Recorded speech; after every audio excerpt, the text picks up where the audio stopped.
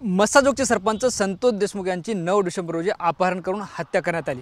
त्यानंतर Beed police, CID आणि SIT यांच्या वतीनं तपास सुरू आहे आणि तपासात जे आहे ते नवीन खुलासे बाहेर येताना पाहायला मिळतात। आता मी नांदूर फाट्यावर आहे आणि आता आपण इथे नांदूर फाट्यावरील हॉटेल तिरंगा पाहतोय आणि याच हॉटेल तिरंगावर आरोपींनी 8 डिसेंबर रोजी बैठक घेतली आणि संतोष देशमुख यांचा काटा कसा काढायचा, त्यांना जीव कसं मारायचं याचा प्लॅन ठरवला।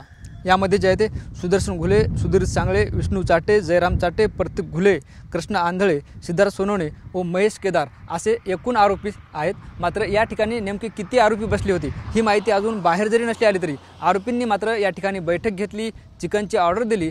किचनमध्ये चिकन शिजत असताना आरोपीच्या पोटांमध्ये मात्र संतोष देशमुख यांचा खून करण्याचा कट शिजत होता आणि याच ठिकाणी जे आहे ते आरोपींनी संतोष देशमुख यांची हत्या करायची या निर्णयावर शिक्कामोर्तब केला आहे।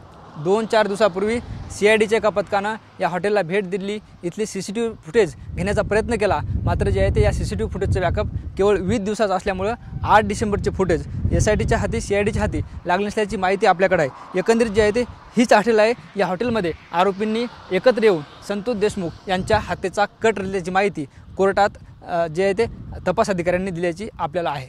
Camera person Appasaheb sir, Dnyaneshwar Londhe, TV9 Marathi, Massajog, Beed.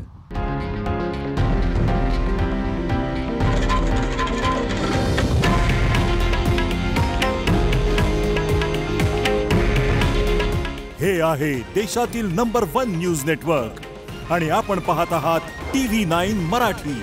काळजी तुमची, हित महाराष्ट्राचं।